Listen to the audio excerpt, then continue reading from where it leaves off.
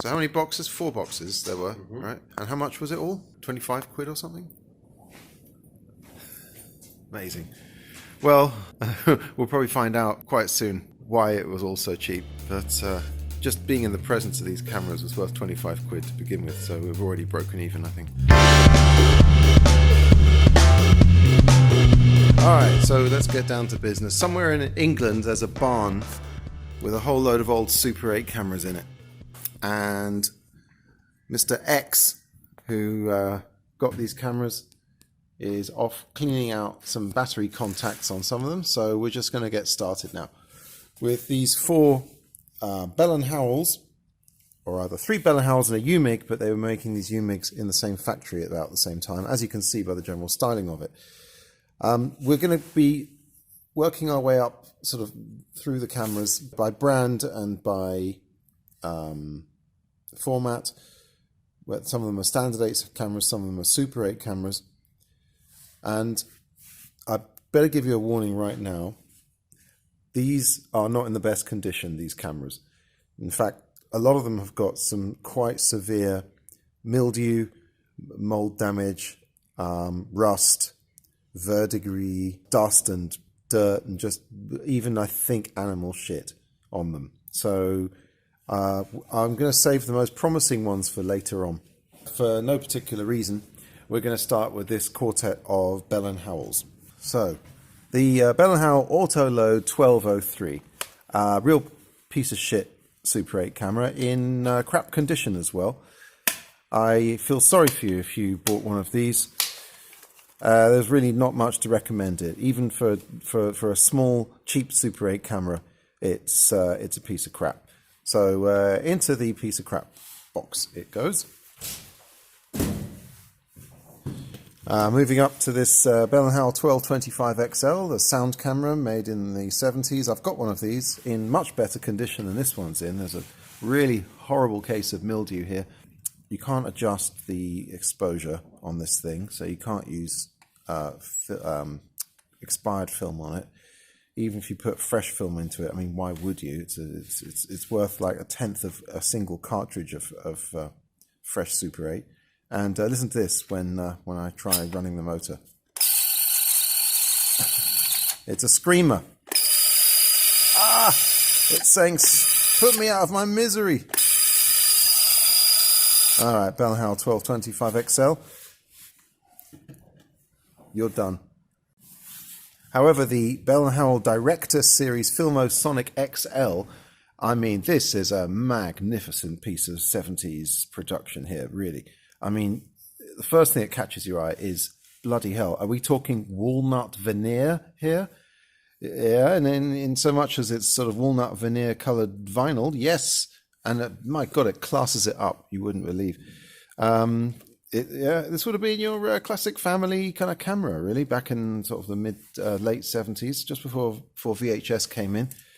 Very simple, just pull the trigger. I've put batteries in, nothing's happening. Its motor's all seized up, which is sad. But this would be a nice kind of display one, or for posing with. Yeah, in a 70s movie, maybe. Now we move on to this, the UMatic Sound 31. Now I've got a couple of UMatic Sound ones, and this is they are much quality beasts than those Bell & Howells. It's heavier. Now Mr. X is off cleaning up the contacts in the battery pack because they had some green shit on them. So we'll test that a bit later. But yeah, this was a good camera. I've got a better feeling about this. This one might even be worth testing with some sound film. So let's put that in the maybe pile. Right, what have we got here? We've got some Senkos and we've got some Chinons. Starting with the Senko ES33, a delightful camera. I've got a few in the ES range. I really like them. Problem with this one is, yeah, it's all rusty and a bit messed up in the old battery compartment there. Can't test it at the moment. I've got at least 3 Senkos. I don't need this one, and the battery thing doesn't come off. This is done for. This is a bit more interesting. Senko LXL 225. Now, the design of it is very much like the old Senko CM300s, except instead of being made of metal, it's all kind of black plastic. The lens is in good condition. It's I haven't tried running it. Let's try running it. All right, put some batteries into it, and it runs. Hooray!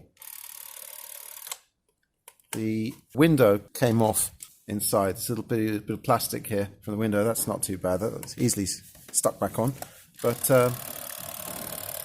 there we go. Senko works. It's a very simple camera. It's got the old manual aperture. I love that Senko. So yep, that's a goer. That one, the Senko LXL 225. And onto the Chinons, the XL555 Macro. It's a good weight to it. This one. Lens, a bit nasty. And let's have a look here. There we go. Yeah, pretty clean inside. They did use some really nasty plastic over the years, particularly in the eyepieces, which just liquefied and turned into tar. It's got fade and something called BLG. The hell is that? I do not know. Pretty decent sized lens. And yeah, a little slow motion button here. Basically, that'll bump while you're holding that down. It'll put the frames per second up to 36. Let's see if it works. It does work. Hey, let's try slow motion. Did not make much difference. Oh, let's see. Film speed. 18 and 36. Ah, that's some healthy sounding motor right there. It doesn't have 24. Film speed is just 1, 9, 18 and 36. That is weird.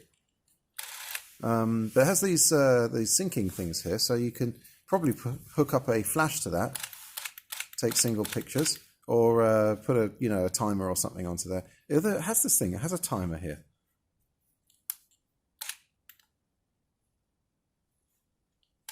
Hey, it's got an intervalometer in it. Oh, I'm all turned around about this. I quite like this Chinon, especially now it's working. Listen to that. Click, click, click. Here it goes again. Hey, all right. They're not all bad, these Chinons, except for these ones, which are meh. They're just, if meh made a camera, it would be this olive drab Chinon here. I have one already. It's in better condition than this, and I don't even like it.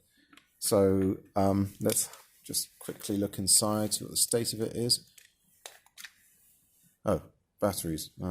It's a battery run standard 8 camera, and not particularly interesting. All right, now we're moving on to some Bell & Howell standard 8s here. Starting with this one, Sportster V. Really horrible case of mold and crap on it. I have something similar to this. It works a bit better. It's... Ow, I can't even get the thing out. It's basically, I think it's a non-starter. I mean, it's a nice camera. It's of the Zapruder kind of range. It's similar to that to the famous Director. This one as well. This is a Bell & Howell Standard 8. What's it called? But this one has film in it. There was a roll of film in there, so it's half shot. So that should be interesting. Going to develop that and see what we can find. Now moving on to these two. Of course, when we talk standard 8 cameras, they often come in these really nice tailored leather cases, which come right open, and gives you enough of the camera, access to enough of it to actually do some filming. So you crank them, wind them like that.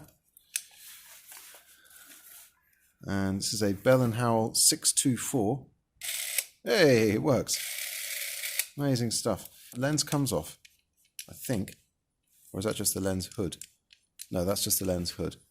Okay, all right. Well, there we have a Bell & Howell 624. Seems to work. Of course, I have to try and with some film. Christ, there might be film in there. Let's have a look. No, no film. No film in there.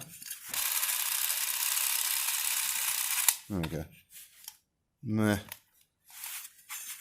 It's not really tickling me, this one.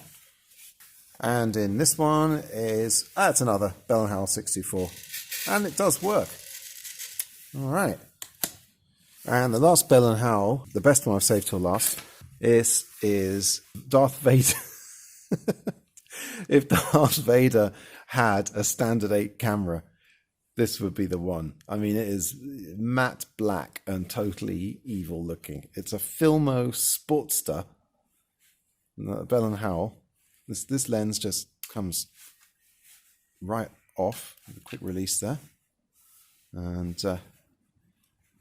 does it work? Yeah, of course it works. It's just got this one dial, and it on both the fixed and moving dial are like f-stops, 16 to 2.5. So it looks like it's a fixed focus variable aperture lens, which means you can probably shoot anything with it. Nice. So put that back on there. Now I have a Bell & Howell Viceroy, which is the same kind of thing with it. It has a big turret here, but the single lens, I don't know, something about this. This is really nice. Right, so let's wind it up a bit. This is the Darth Filmo, and let's see inside. Yes, nice. It works very smoothly. So here's the shutter. If you push it up, single frame. Takes one frame at a time. See, single frame. Beautiful. Lovely little camera. That's a keeper. Right, well now we've got some odds and ends here, some more standard 8 cameras. This UMig, look at this, in the leather compartment, if you want to wind it up, they've put this flap. There's a flap in it. It's brilliant. See if it works. This is a UMatic C3. Ooh. Oh, I don't know if I like the sound of that. Bit dirty. Yeah, I don't like it very much. Let's go on to the other UMatic. This is a bit of a nicer one. I think this one might have film in it. It's so... No, no film. Oh, that's all right. And it's in not bad a condition. Let's see if it works, eh? Yay. And it seems to work quite smoothly as well. It's got your aperture here. It's got two types of lenses here. So you look through one, this one, and that's the eyepiece viewfinder lens for that one. And you can turn it around somehow. Yeah, turn it to this one. And that's the one that's filming through, and that's the viewfinder for that one. So it's got this rather elegant system here. There we go. And that's the light meter there. It's probably buggered. I guess this is your... Is that our focus? No, that's... it's a lever for our f-stop. Okay, so aperture here. Doesn't seem to be a focus on that one. These are interesting lenses. I might use them for one of my other ones, but this camera, it works. And it's nicer than that other one. All right, now onto this Agfa. I quite like the Agfa styling. They are such a bastard to get out of their cases, some of these cameras, but there we go. Look at that. An Agfa MoveX Automatic 1. I don't know what part of that is automatic, but oh, it's got film in it. Okay, so that's got film. I should develop that because I'm a nosy bastard. Oh, I see. You set the ASA here. So that's the Agfa MoveX. I can't remember how far we'd got, but this Bell & Howell 1239 XL macro would be a contender. Motor works. The problem is the zoom is stuck. It's a shame because it has actually got a macro and it's got manual control of the iris. So this could actually have been a contender for a usable Super 8 camera. It's very heavy, And you can focus it, but we're stuck at this wide angle here. Also, there's something disgusting on the lens. What the fuck is that? I do not know. I think it's some kind of like tar. It's pretty foul. Yes, unfortunately, this just about doesn't pass muster. All right, and here we've got a Bell & Howell Autoload. It's very tiny, which I like, and it's got the old fake wood veneer paneling, which I also like. But other than that, there's not much to recommend it. It's in nasty condition. It's got rust and shit all over it, and to be honest, it's not going to give you very good results, even if it was working tip top. So away it goes. Another Filmo, like the other one. It's just nasty. It's absolutely horrible. It's even got a genuine spider web on it. I think this would be the Addams Family camera. I can't even open that. No, fuck it. Gone. And while we're at it, here's some others which, you know, with loving restoration, you might end up with a working Super 8 camera, but they are currently just so nasty and not quite nice enough to warrant all the work. Besides anything else, that lens is absolutely buggered. It's not just dirt. I think there's some severe fungus. Probably make a mushroom risotto out of that. And the zoom is stuck. So, and that's the end of that. Same you could say about this Yashica. I mean, just nope. Just no. Ugh. More horrors. Oh, I don't even want to touch this one. B88G Automatic. I can't even tell what make this one is. It's so nasty. Oh, it's a Bauer. Isn't that nice? A Bauer. The least valuable Bauer ever made. It doesn't even have a lens. I can scavenge off it. Also, this Nicorex Zoom 8. Now, if this was in really nice condition, you know, this is a Nikon. They know what they're doing, Nikon. Whoever stored this didn't know what they were doing. Apparently, it was in a shipping container. I just don't even want to go near it. Senko to the rescue. Senko Super Micro CM, which is quite nice. It's a smallish camera, Super 8 camera in the classic Senko style. Let's see if I look inside it.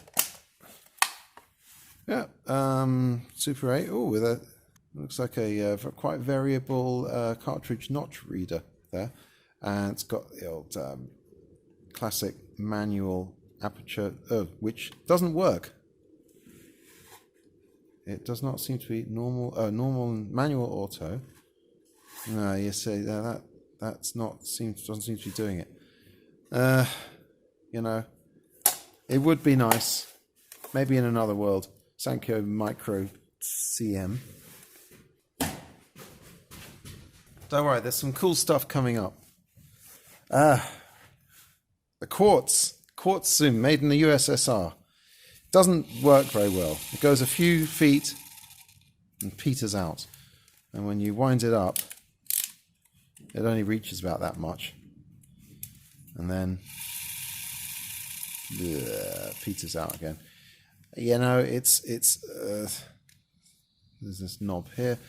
You know, I've got the Quartz Zoom version of this with a handle and a zoom lens, and you know what? This is like the sad sibling of the Quartz Zoom, which turned into an alcoholic, and you know, the classic sort of Russian sad story. So yeah, no, don't want it. Now look at this, UMatic C6, and it's such a weird thing. I'm not even sure if it's a standard 8 or Super 8. Firstly, well, there's one way to find out. It's a standard 8. I think it says patent pending down here. What the hell is this box here? I think it's an electric. I don't know. This is yeah, it's very heavy. I reckon there's probably could be a battery inside that. I don't know. The problem is when you look through here, you can't see a single thing. I can't see a dicky bird, as they say. So I don't know if that's something to do with the viewfinder. It's altogether a very strange camera. It's very clunky. It gives you you can open or close the f-stops plus or minus 3 diopters, I think. It's got this other knob here. I mean, I would have to look at some instructions for this. Yeah, C6. It's a weird camera. I don't like it. It gives me a bad feeling. It's just chunky, and I just don't think it would. What the hell is that? Okay, the handle just came off it. So some information under there. Some ASA DIN. What is that? I think that might be some sort of zoom lens. Yeah, it is. This is a zoom lens. It's really pathetic. 12.5 to 25 zoom lens. I don't know. The handle has got this strange wheel on it. What does that do? Is that just the motor of this? I don't know. This camera gets stranger the more I look at it. What's under this plate here? Ah, there's something under here. All right, so I worked out the UMig. Inside this is a strangely shaped battery pack. And the battery pack is here. And you have to put, I think, 5 batteries into it. Everything is wrong about this camera. I think they were huffing glue when they designed this camera. Let's try it anyway.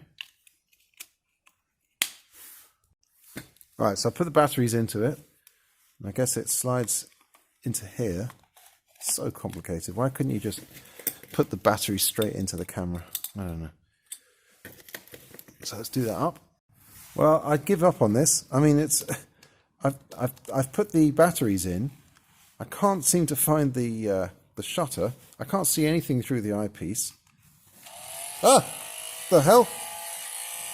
Okay. All right. Okay. Okay. For some reason, what's going on? If I turn this,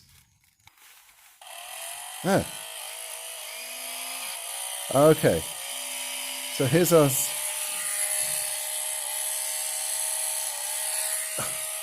It seems that run lock works, but not run. Okay, that's slower. And that's faster. This is a bewildering machine. Also, this turns out is the this button here, back and forth, is basically a very basic power zoom. A really terrible, weird camera. I don't like it one bit. I'm going to get the batteries out of that. Okay, now you can probably tell I'm getting camera fatigue at this point, even me. A few odds and sods. A box brownie. It's not really a box brownie, it's a number 2 coronet camera made in England in this amazing hot pink colour. I wonder if it started off as red and ended up hot pink. Anyway, not much use for it, and it's a bit rusty as well, but interesting. Likewise, this is a bit more interesting. I've got one of these already, but this one's, I think, in a bit better condition. It's an old Kodak 8 movie camera. Fixed focus, I think. Yes. Variable f-stop, which is my old one didn't have. And it's standard 8. It's got some film in it, so maybe I'll shoot that and develop it myself. I think I'll keep that. Now, what do we have here? This is a Yashica UMatic. And yeah, I know what some of you are thinking. UMatic? That's not a UMatic camera. I know, I used to use those in the 70s. Well, yeah, this was also called a UMatic. These are interesting. I thought they were like viewfinders, but actually you put them over the light meter, put those over here to reduce the amount of light going into the light meter. It's got this crest on it. What the hell? This is really nice. Look at that. Bleeding crest. Yashica. It has a battery. It's an early one where you had to put the batteries into for pen light cells, which of course pen light means AA. Well, we might as well stick them in and see what happens. Right, now we're getting on to some very interesting ones. A couple of real lookers here. Look at this one. This is a Autocarina. I've never seen one like that. It's a standard 8. do this, the whole back comes off. Look at that, just leaving that. And guess how you wind it? You turn the handle. Look at that, that's amazing. I know I keep saying look at that. I mean, obviously if you watch this file you are looking at it, but I'm just very, very impressed by this. Let me see if I can break it first time. Yeah. Going around with that. I've got to do some research on this one. This is definitely a keeper. I just hope, you know, all the functions are functional. Looks like a tiny little lens. God knows what kind of quality you'll get from that. Wow. Oh, suddenly it's... Okay. Single frame. Ah, that's the one. Use it as a single frame camera. Thank you, gentlemen. I'm all finished now. Okay, and the other one is this thing. A Psychonic, God knows what the hell. And again, it's standard 8. Boom, boom, boom. Let's open it up. Oh, it's got film in it. Has someone? Yes, someone's actually got film. I just fogged it, but never mind. Now, you know how standard 8, you've got to change the reels around, like after your... you know, after you've shot one side, you have to take the reel, put it on the other side. It's a hassle. Not with this one, because with this, check this out. This is insane. There, look. The entire thing just turns over like that. And then you shoot the other side. I mean, what in the actual hell? The only thing is, it doesn't seem to wind up very properly. So next up, we have this amazing 1967 Cinemax Super 8, Cinemax C501. Just an all-round very nice camera from its time. The zoom works, the focus works, the motor works, although the batteries aren't in it right now, and it takes two batteries for the light meter there, two PX625s, 18 frames a second, 24. Everything else pretty simple. It's a very solid one. I think we've got manual aperture control here. Yeah, well, we'll have to put these batteries in before we can see if we've got full functionality. Now, they're getting much more interesting now. This is of course, the Quartz Russian made, or rather Soviet made, wind-up Super 8 camera. Very few Super 8 cameras were ever made that had clockwork functionality, and this was one of them. And I'd like to say it works. Sounds like it works, but you can hear everything running along tickety-boo. But for the fact that, yeah, this the take-up reel does not go round. The gate's going, claws going, everything's good. Not going round, so we're going to have a look at that. Definitely worth fixing up though, because these are great cameras, and I've always wanted one of these. A wind-up Super 8 Soviet camera. What's this? Crown Auto Zoom 201. It's filthy. It's missing a compartment, and I don't even want to talk about it anymore. Not nice. Crown. How dare they? And finally, we are moving on to the section where the cameras are coming out of boxes. We saved the best till last. The Yashica UMatic 8. We already had a Yashica UMatic. Pretty nice condition. The ASA button is seized up, and well, we haven't put batteries in it yet. We can. In fact, let's do that. Let's put some batteries in. So here's how to open one of these. You slide that way, and slide this bit this way, and then you get access to this irreplaceable and very fragile battery case, which takes the usual 4 AA cells. All right, so I put the batteries in, I put the handle on, because why not? And look at this. See? You push there, and it pushes there. And let's try it. Yay! We have a working camera. Is there film in it? Ah, okay, we have a problem with this working camera. The film compartment will not open. Otherwise, quite a nice little standard 8 camera there. What's inside this one? Oh, it's a Canon Auto Zoom 518, and it's in horrible condition. Being in a case obviously did not do it any favors. Am I going to bother putting batteries in this one? It's, you know, I've got so many Canons that are much nicer than this. Also, the battery compartment seized up. And also being in the case, yeah, didn't help. Right, that's gone. So look at case number 2. I said I'd save the best till last, but I'm not really sure about that anymore. Canon 512, it says here. Ooh. Oh, now, what's this here? I've got something more interesting here. It is a Canon Cine Zoom 512 Super 8. No, Standard 8. Huh. Are these batteries? Oh, it's a battery compartment. Okay, I thought it was another of those wind-up handles.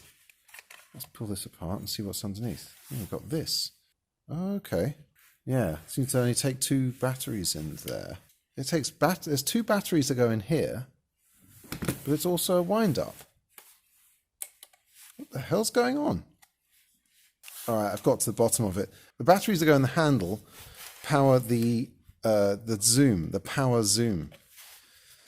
And the actual film is propelled around by a clockwork motor. But that is a very odd system. So it's a bit like that UMig. It's another Standard 8, probably came out around the time of Super 8, and they tried to make it a very sophisticated Standard 8 camera with a power zoom and everything. Instead, they end up with a weird kind of hybrid.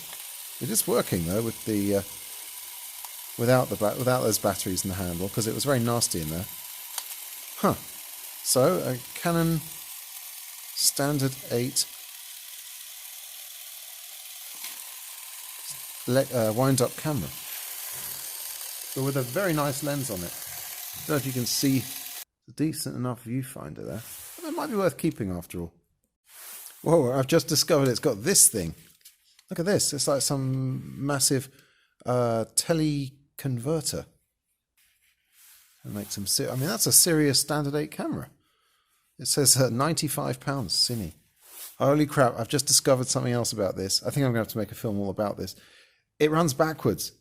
If you go over to press the button in, declutch it, and go to R, film runs backwards. Forwards. So this is actually a good one for double exposures. It also has single frame. Yeah, I'm starting to get behind this camera. And inside this impressive Yashica box is this, oh my god, Yashica Sound 50XL macro Super 8 camera, which looks like it was really trying to compete with the emerging camcorder industry with this interesting handle, which goes all the way from underneath, goes on the right hand side or the left hand side, depending if you're right or left handed. Put it through there, and away you go. And it's got some very complicated stuff here, looking stuff, but it's just your footage counter. The exposure is only by EE lock, I'm afraid, but whatever. Can't everything. It seems to have external power, a decent lens, except for the fact that there's a big ass mold spot in it, which is a shame. Doesn't actually show up when you look through the eyepiece, but it's there, which is not nice to know. But yeah, it's a sound camera. Everything seems to be working. I just don't know whether a Yashica Sound 50XL macro is actually that good of a camera, but we'll try. Definitely a keeper. And finally, what have we got here? Another one in the kit. Oh my god. Is that a Bolex? Jeez, it's a Bolex. Bolex 280 macro zoom. A little bit scummy on the outside, but what the hell happened to it? Oh, it's the I think we're gonna have to get rid of that. That's pretty disgusting. Ugh. Oh god, this happens with these things. Yeah, let's just pull the whole damn thing off. That's better. Much cleaner. At least it didn't turn to tar.